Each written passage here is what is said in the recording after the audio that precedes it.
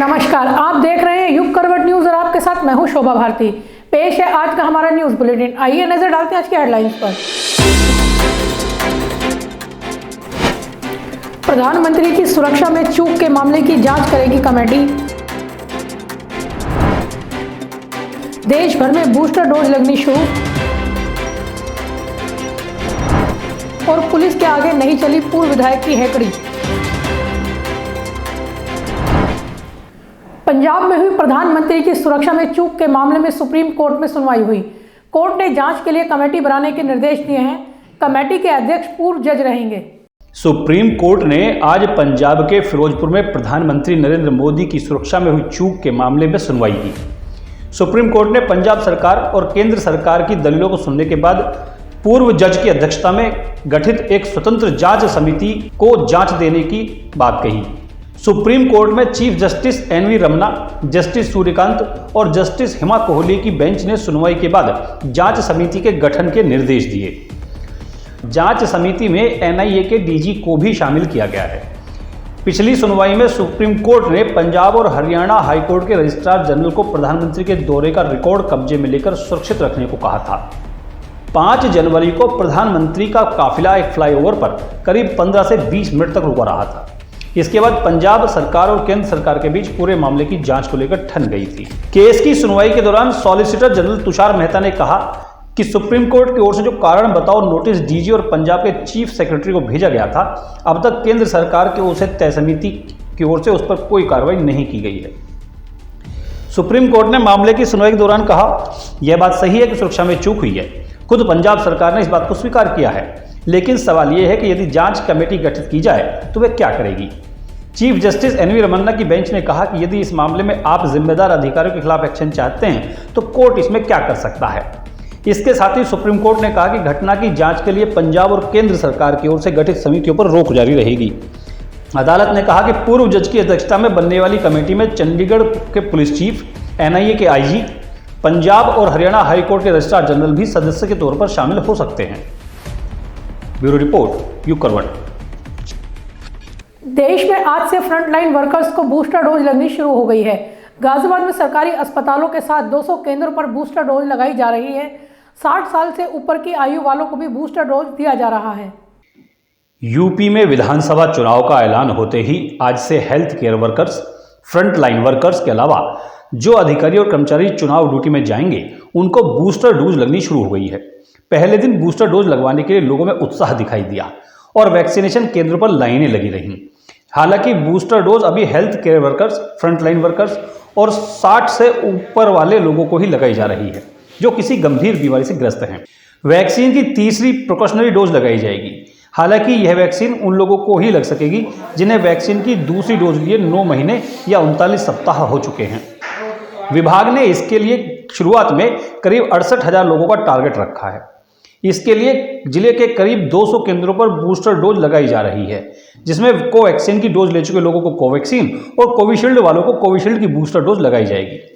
Nodal अधिकारी doctor GP Mathuria ने बताया कि चुनाव ड्यूटी में जाने वाले लोगों को अनिवार्य रूप से बूस्टर डोज लगाई जाएगी। संजय नगर स्थित संयुक्त अस्पताल, जिला अस्पताल, महिला अस्पताल से लेकर जिले के 200 केंद्रों पर बूस्टर डोज लगवाने के लिए काफी संख्या में लोग पहुंच रहे हैं। रिपोर्ट, युग करवट। डिबाई के पूर्व विधायक गुड्डू पंडित की हेकड़ी पुलिस के सामने नहीं चल सकी। डिबाई में बाहुबली गुड्डू पंडित के काफिले को रोका गया और सख्ती दिखाते हुए चेकिंग भी की गई। वीडियोग्राफी करो।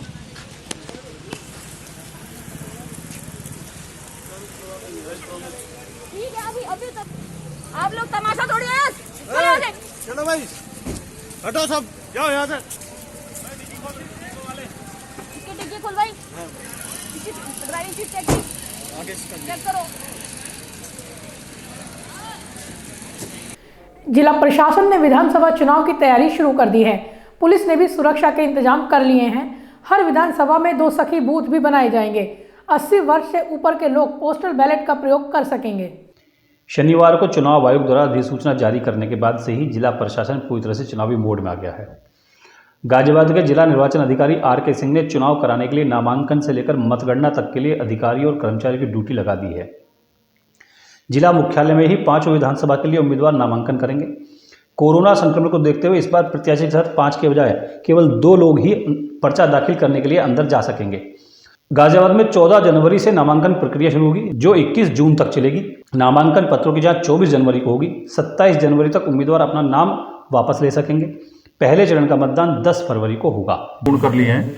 अब जो कोविड प्रोटोकॉल का पालन करते हुए जिन चीज़ों को प्रिक्योर किया जाना है, उसमें भी सभी चीज़ें हम लोगों ने प्रिक्योर कर ली है। केवल इंफ्रारेड थर्मामीटर जो है उसको भी हम लोगों ने अगले 1 हफ्ते के अंदर हमारे वो भी इंफ्रारेड थर्मामीटर भी सारे आ जाएंगे। सर, इस बार विधानसभा में सखी बूथ की भी व्यवस्था की गई है और PWD बूथ जिसे कहेंगे दिव्यांग सहायता बूथ, उनकी इसको जो है इसको बिल्कुल की गई है। ये इसलिए की गई है, बेसिकली ये स्वीप एक्टिविटीज़ के अंतर्गत इस तरह की गतिविधियाँ इसलिए किया जाता है कि लोग जागरूक हों, क्योंकि जो हमारा गाजियाबाद का जो विधानसभा में हमारा जो चुनाव का जो मतदान का प्रतिशत था वो 55.73% था।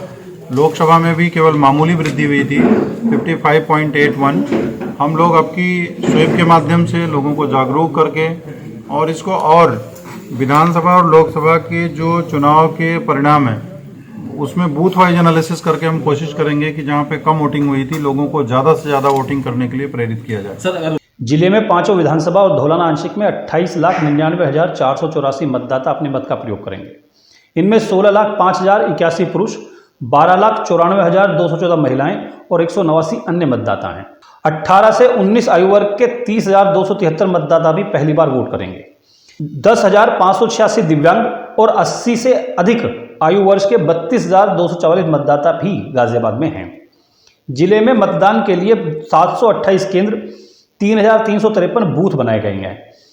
इसके अलावा हर विधानसभा में 2 सखी बूथ होंगे, जिनमें सभी कर्मी महिलाएं होंगी। बार आपके कार्यालय आने की जरूरत नहीं है। हाँ, बिल्कुल। ऐप के जरिए हाँ, परमिशन ले सकते हैं। हाँ, बिल्कुल ले सकते कैसे काम करेगी? ये भी सुविधा है। जो सुविधा ऐप मोबाइल स्मार्टफोन में जैसे अन्य ऐप काम करते हैं, सुविधा ऐप में भी जा करके उसको अपनी एप्लीकेशन डालनी होगी, सुविधा ऐप डाउनलोड करना होगा। देन उसको थ्रू जो है डाउनलोड जब वो करेंगे तो उस पर बाकायदा हम लोग रिपोर्ट लगा के उनको नियत समय के अंदर परमिशन दे देंगे, जो भी अनुमन्य परमिशन हो गया। अभी फिलहाल 15 जनवरी तक जो है हर प्रकार की रैली, रोड शो, नुक्कड़ सभाएं, इन सब पे अभी रोक है। तो सुविधा ऐप में जो भी व्यवस्था की जाएगी उसके तहत हम लोग परमिशन देंगे, पहले भी देते रहे। हर विधानसभा में एक दिव्यांग बूथ होगा, जहां दिव्यांग मतदान कर्मी तैनात रहेंगे। 80 वर्ष से अधिक आयु के मतदाता पोस्टल बैलेट के जरिए भी मतदान कर सकेंगे। नामांकन प्रक्रिया के लिए जिला मुख्यालय स्थित कोर्ट कक्ष को आरक्षित कर दिया गया है। लोनी विधानसभा के लिए एडीएम सिटी कोर्ट संख्या 127, मुरादनगर विधानसभा के लिए एसीएम प्रथम कोर्ट संख्या 129, साहिबाबाद विधानसभा के लिए एसडीएम कोर्ट सदर संख्या 128, गाजियाबाद विधानसभा के लिए सिटी मजिस्ट्रेट कोर्ट संख्या 130 और मोदीनगर विधानसभा के लिए डीएम कोर्ट संख्या 102 नामांकन केंद्र होंगे। आदर्श आचार संहिता के अनुपालन के लिए 30 टीमों का गठन किया गया है। जिला निर्वाचन अधिकारी ने बताया कि आचार संहिता के उल्लंघन से संबंधित शिकायत सी विजिल ऐप पर दर्ज कराई जाएंगी, जिसका निस्तारण 100 मिनट के अंदर होगा। सर, अगर वॉलंटियर की कहीं बात आती है तो उसके लिए भी एक नंबर जारी किया गया है गाजियाबाद पुलिस के द्वारा। हाँ, वो ठीक है, अच्छा है। और हम लोग जो हमारा सी विजिल जो ऐप है, जो सी विजिल ऐप है वो भी पहले से ही है। वो उसमें 100 मिनट में इस तरह की जो भी शिकायतें होती हैं उनका निस्तारण करके उनको हमें बताना होता है। हम लोगों ने एक एक्स्ट्रा नंबर जो है 964320 एंड 8971 ये जारी किया है और 1950 भी ऑलरेडी इलेक्शन का भी कंट्रोल रूम है। तो जहाँ कहीं भी शिकायतें मिलेंगी मॉडल कोड ऑफ कंडक्ट के उल्लंघन की, उन पे प्रभावी कार्रवाई होगी। और जैसा एसएसपी साहब ने कहा कि उसमें जो भी मुकदमे दर्ज होंगे उनका चुनाव के समाप्त होने की सीमा के अंतर्गत ही उनकी विवेचना करके उन पर कार्रवाई करी जाएगी। जिले में स्क्रीनिंग कमेटी का गठन किया गया है, जिसमें डीएम आर के सिंह, एसएसपी पवन कुमार, नगर क्षेत्र के लिए एसीएम प्रथम, एसपी सिटी प्रथम, ग्रामीण क्षेत्र से एसीएम प्रशासन एसपी सिटी सदस्य के रूप में लिए गए हैं। नामांकन से लेकर मतगणना तक कोविड नियमों का सख्ती से पालन किया जाएगा। चुनाव से संबंधित जिला मुख्यालय में कंट्रोल रूम बनाया जाएगा, जिसका नंबर 1950 है। एसएसपी पवन कुमार ने बताया कि विधानसभा चुनाव में पिछले चुनाव के बराबर ही पुलिस फोर्स तैनात की गई है। बीएसएफ की 2 कंपनियां जिले में फ्लैग मार्च करेंगी। जिले में 115 लोग जिला बदर किए गए हैं। इसके अलावा मतदान से पूर्व शस्त्र जमा करने की कार्रवाई भी की जाएगी। नगर निगम की पूर्व मेयर दमयंती गोयल की जयंती मनाई गई। युग करवट के एडिटर इन चीफ सलामत मियां समेत अनेक गणमान्य लोगों ने उन्हें श्रद्धांजलि दी। वो गाजियाबाद की पहली महिला मेयर भी थी। गाजियाबाद की प्रथम मेयर दमयंती गोयल की जयंती मनाई गई। नेहरू नगर स्थित उनके आवास पर उनके पुत्र मयंक गोयल ने श्रद्धांजलि सभा का आयोजन किया, जहां पत्रकारों, भाजपा नेताओं और शहर के गणमान्य लोगों ने उन्हें श्रद्धांजलि दी। मुझे लगता था व्यक्तिगत तौर पे कि शायद ये बहुत टफ चुनाव होगा, क्योंकि काफी धन कुबेर के बीच में उसके चुनाव में थे, लेकिन चुनाव जीती और चुनाव जीतने के बाद जिस तरह का उनका कार्यकाल रहा वो सभी के सामने है। फिर ये हुआ कि जैसे कहा कि बीएसपी की सरकार थी तो उस समय उनका जो नगर आयुक्त थे उनसे बड़ी पंगेबाजी की रही, लेकिन वो बिल्कुल नहीं हारी। मैंने उनके अंदर कई रूप देखे। मैं बताता हूं रुचि को कि रुचि एक उनके अंदर बहुत अच्छी साज थी। जब वो मैंने देखा कि मयंक की दादी का देहांत हुआ और हम लोग बैठे थे शोक सभा में, तो वो इतना रो रही थी कि कुछ कहना बयान नहीं। मैंने कहा बताइए आप, आज भी ये हाल है इनका, कितना सॉफ्ट दिल है। तो बहुत सी चीजें थी और सख्त भी इतनी थी कि एक बार जब यहाँ पे बिच्छल जी की हत्या हुई तो सारे लोग विजयनगर में थे और यशोदा हॉस्पिटल के पास पूरा एक तरीके से आंदोलन हो रहा था। तब उन्होंने उस समय के जो एसएसपी थे उनको उन्होंने दौड़ा दिया था, वो नहीं आ पा रहे थे। दो बातें मैं विशेष कर जिक्र करना चाहूंगा कि जो राजनीति की जो महत्वाकांक्षाएं हैं तो उसका मूल आधार खास तौर पे हमारी संस्कृति में, हमारी भारतीय जनता पार्टी की संस्कृति में सेवा का आधार है कि सेवा करने का एक मौका मिले, यह महत्वाकांक्षा ये होती है। उनको मैंने षड्यंत्र की राजनीति करते नहीं देखा। कभी मैंने ये नहीं देखा कि किसका कद छोटा करना है, किसका बड़ा करना है, किसके खिलाफ अभियान चलाना है, किसको आगे करके डाउन करना है। अगर उन्होंने सेवा के माध्यम से अगर उनकी कोई कद बड़ा है तो वो जो लकीर है उन्होंने केवल सेवा का माध्यम अपनाया। भाजपा नेता संजीव शर्मा ने सभा में काव्य पाठ द्वारा अपने श्रद्धा सुमन अर्पित किए। कोई काम बड़ा करना, अंजाम से मत डरना, माना ये नहीं आसान, पर सब कुछ मुमकिन है, थोड़ी सी कोशिश कर। दमयंती गोयल का जन्म पिलखवा में हुआ था। बचपन से ही समाज और राष्ट्र सेवा में जुट गई थी। उनका विवाह गाजियाबाद के प्रतिष्ठित परिवार में महेश चंद्र गोयल के साथ हुआ। वर्ष 2006 में उनको गाजियाबाद नगर निगम का मेयर चुना गया था। हमारी समस्याएं हो वो यहाँ कहने की बात नहीं है, नहीं तो भाई देखिए समय आएगा तो उस दिन को जरूर उतारेंगे। ये हमारा वादा माता जी के चरणों में भजनी के साथ। ओम शांति। ओम। जब मैं गाजियाबाद आया था तो मात्र एक रिश्तेदार सतीश शर्मा से परिचित था। जब परिचय हुआ तो मैंने उन्हें बताया कि आप कांग्रेसी हो, रिश्तेदार जरूर हो, लेकिन मैं कुछ दूसरी धारा का हूँ। तो उन्होंने कहा जब घड़ी वाली दुकान पे मिल लो, रहने सहने की व्यवस्था मैं कर दूंगा और आचार विचार का परिचय वहां से। तो लगभग 73 में मैं उनसे पहली बार बाबूजी से मिला था। इनके कार्यकाल में गाजियाबाद को नंदी पार्क मिला, रात्रि सफाई व्यवस्था शुरू हुई, श्यामा प्रसाद मुखर्जी पार्क का सौंदर्यीकरण हुआ और भी बहुत से ऐसे कार्य हुए जिनके लिए उन्हें आज भी याद किया जाता है। ब्यूरो रिपोर्ट, यू करवट। गाजियाबाद में आचार संहिता उल्लंघन मामले में पहली रिपोर्ट दर्ज की गई है। यह रिपोर्ट बसपा के संभावित उम्मीदवार हाजी आकिल के खिलाफ लिखी गई है। मामला लोनी थाने का है।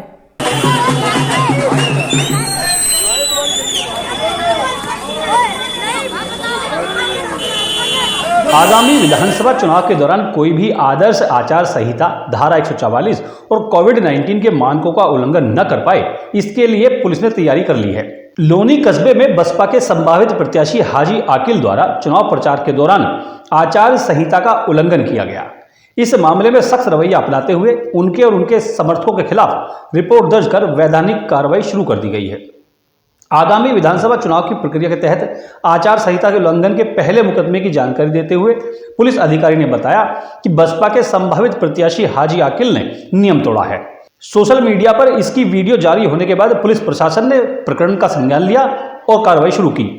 थाना लोनी के कस्बा चौकी अंतर्गत एक मोहल्ले में एक बसपा के संभावित प्रत्याशी हाजी अकील के द्वारा आदर्श आचार संहिता के उल्लंघन का मामला प्रकाश में आया है। इस वीडियो में वो आदर्श आचार संहिता के साथ महामारी अधिनियम का भी खुलकर के उल्लंघन कर रहे हैं।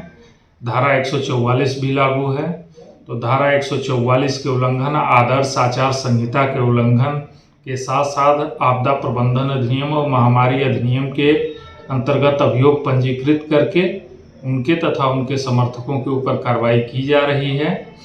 और इस संबंध में यह भी अवगत कराना चाहूँगा कि आदर्श आचार संहिता के उल्लंघन के मामले में रिटर्निंग ऑफिसर को एक पत्र निर्गत किया जाएगा कि आगामी चुनाव प्रचार के लिए इनको किसी भी प्रकार की रैली करने की इजाज़त न दी जाए।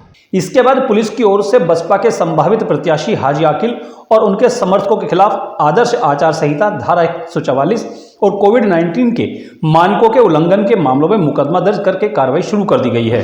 ब्यूरो रिपोर्ट, यू करवट। गाजियाबाद बार चुनाव के लिए मतदान हो गया। आज देर रात तक चुनाव का परिणाम भी आ जाएगा। 2000 के करीब मतदाताओं ने वोट किया। इस बार अध्यक्ष पद 2 और सचिव पद पर 4 उम्मीदवार थे। गाजियाबाद बार एसोसिएशन के वार्षिक चुनाव के लिए आज मतदान हुआ। मतदान सुबह 9 बजे शुरू हुआ और शाम 5:30 बजे तक चला। मतदान को लेकर अधिवक्ताओं में खासा उत्साह देखा गया। शाम 5 बजे तक तकरीबन 1700 अधिवक्ताओं ने मतदान कर दिया था। इस बार बार एसोसिएशन में कुल 2517 मतदाता हैं। कोरोना संक्रमण को देखते हुए चुनाव में कोरोना प्रोटोकॉल का पूरी तरह पालन किया गया। मास्क लगाकर आने वाले अधिवक्ताओं को ही वोट देने दिया गया। मतदान कक्ष में सैनिटाइजर रखे गए। देर रात मतगणना की जाएगी। रात को ही परिणाम घोषित किए जाएंगे। बार चुनाव में वरिष्ठ अधिवक्ताओं ने भी वोट डाले। नए अधिवक्ताओं को चैम्बर, कचहरी परिसर में साफ शौचालय और वाहनों की भीड़ रोकने तथा अधिवक्ताओं के हित की लड़ाई लड़ने के नाम पर अध्यक्ष पद पर 2, सचिव पद पर 4 प्रत्याशियों समेत कुल 50 उम्मीदवार चुनाव मैदान में हैं। इस बार अध्यक्ष पद के लिए राजकुमार चौधरी और योगेंद्र कौशिक और राजू के बीच टक्कर है। सचिव पद पर राजीव कुमार, स्नेह कुमार त्यागी, आभाष कौशिक और नितिन यादव चुनाव मैदान में हैं। वरिष्ठ उपाध्यक्ष पद के लिए 6 और कनिष्ठ उपाध्यक्ष पद के लिए 5 प्रत्याशी अपनी किस्मत आजमा रहे हैं।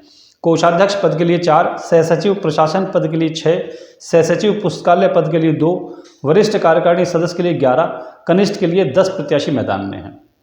ब्यूरो रिपोर्ट, युग करवट। देश भर में कोविड के मामले तेजी से बढ़ रहे हैं। विशेषज्ञ इसके पीक टाइम को लेकर चिंता में हैं। आशंका है कि जनवरी के अंतिम सप्ताह तक कोविड पीक पर पहुंच सकता है। कोरोना संक्रमण की तीसरी लहर ने एक बार फिर लोगों को घरों में कैद रहने के लिए मजबूर कर दिया है। सरकार और हेल्थ एक्सपर्ट स्पष्ट रूप से कह रहे हैं कि बहुत ज़रूरी हो तभी घर से बाहर निकलें और निकलें तो मास्क जरूर लगाएं। IIT कानपुर के प्रोफेसर ने सूत्र मॉडल से अनुमान लगाया है कि कोविड-19 की तीसरी लहर का पीक देश में इसी महीने में आ सकता है। सरकार समर्थित सूत्र मॉडल को लीड कर रहे प्रोफेसर मणिंद्र अग्रवाल का कहना है भारत में पीक के दौरान 4 से 8 लाख केस रोज आ सकते हैं। उन्होंने कहा कि दिल्ली और मुंबई में जनवरी के मध्य में 50,000 से लेकर 60,000 केस रोज आ सकते हैं और 7 दिन का औसत 30,000 केस रह सकता है। उन्होंने मैथमेटिक्स के जरिए वायरस के प्रसार का अनुमान लगाया है। इस मॉडल ने यह संकेत भी दिए हैं कि अलग अलग शहरों में पूरे देश में पीक आने के बाद तेजी से केस घटने भी लगेंगे। उन्होंने कहा हमें 3-4 दिन का इंतजार करना होगा, तब भारत में पीक का सटीक विश्लेषण किया जा सकेगा। लेकिन वह दिल्ली और मुंबई में पीक के अनुमान को लेकर काफ़ी आश्वस्त हैं। उनका साफ तौर पर कहना है कि 1 हफ्ते में यहाँ पीक आ सकता है। उन्होंने कहा कि कुल मिलाकर इस लहर को काफ़ी हद तक मैनेज कर लिया जाएगा क्योंकि अस्पतालों में भर्ती होने वालों की संख्या में कमी है। अगले कुछ हफ्तों में चीज़ें बदल भी सकती हैं। स्थानीय स्तर पर बेड की कमी पड़ सकती है। ऐसे में उचित देखभाल और योजना तैयार करने की ज़रूरत है। उन्होंने कहा कि पूरे भारत में 1.5 लाख बेड की जरूरत पड़ सकती है। दिल्ली में यह संख्या 12,000 के आसपास रहेगी। प्रोफेसर का यह भी कहना है कि कोरोना केस के बढ़ने और चुनावी रैली का कोई सीधा संबंध नहीं है। पिछले चुनाव के समय महामारी पर हुई स्टडी का हवाला देते हुए उन्होंने कहा कि चुनावी रैली महज एक वजह बनी, इससे संक्रमण फैलता गया। इसके अलावा कई और कारण भी थे। ब्यूरो रिपोर्ट, यू करवट। नोएडा पुलिस ने नाबालिग लड़कियों को बेचने वाले गैंग को गिरफ्तार किया है। ये लोग लंबे समय से नाबालिग लड़की का अपहरण कर उसको बेचने का धंधा चला रहे थे। आज 9 जनवरी 2022 को थाना बादलपुर द्वारा एक बहुत सफल ऑपरेशन के अंतर्गत एक ऐसे गिरोह का खुलासा किया गया है जो छोटी नाबालिग बच्चियों को बहला फुसला कर ले जाते हैं और फिर पैसे के लिए उन्हें अपने से बहुत बड़ी उम्र के व्यक्तियों से शादी के लिए बेच देते हैं। 26 दिसंबर 2021 को थाना बादलपुर के क्षेत्रांतर्गत छपरौला की निवासी एक महिला द्वारा थाने पर शिकायत दी गई थी कि उसकी 12 वर्ष की बेटी घर के बाहर खेल रही थी और वहां से लापता हो गई है। ये सूचना मिलने पर तुरंत थाने द्वारा मुकदमा पंजीकृत कर लिया गया था और तभी से बच्चे की तलाश की जा रही थी। इसी तलाश के दौरान यह चीज सामने आई कि शायद एक गिरोह कार्यरत है जिसमें महिलाएं भी सदस्य हैं और कोई महिला ही बच्चे को घर के बाहर से बहला फुसला कर ले गई है और उसको हरियाणा में एक जसवीर नामक 52 वर्ष के आदमी को शादी करके 70,000 रुपए में बेच दिया गया है। इस गिरोह का खुलासा जब हुआ तो इसमें अभी तक 5 गिरफ्तारियां हुई हैं, जिसमें 3 महिलाएं हैं, 2 पुरुष हैं एवं जसवीर जिससे उस बच्चे की शादी की गई थी उसे भी गिरफ्तार कर लिया गया है। इस गिरोह को मूल रूप से रोहतक हरियाणा में ही संचालित पाया गया है, लेकिन ये अन्य स्थानों से भी बच्चों को उठाकर लेकर जाते हैं। इसमें और 5 अभियुक्तों के भी नाम सामने आए हैं जिनके बारे में ठोस सुराग पुलिस को प्राप्त हुए हैं और हमें पूरी उम्मीद है कि जल्द ही इसमें बाकी गिरफ्तारियां भी की जाएंगी। तो फिलहाल आज के लिए इतना ही। गाजियाबाद और आसपास की खबरों के लिए देखते रहिए युग करवट और विस्तार से खबरों को जानने के लिए पढ़िए युग करवट न्यूज़पेपर। सब्सक्राइब कीजिए युग करवट। नमस्कार।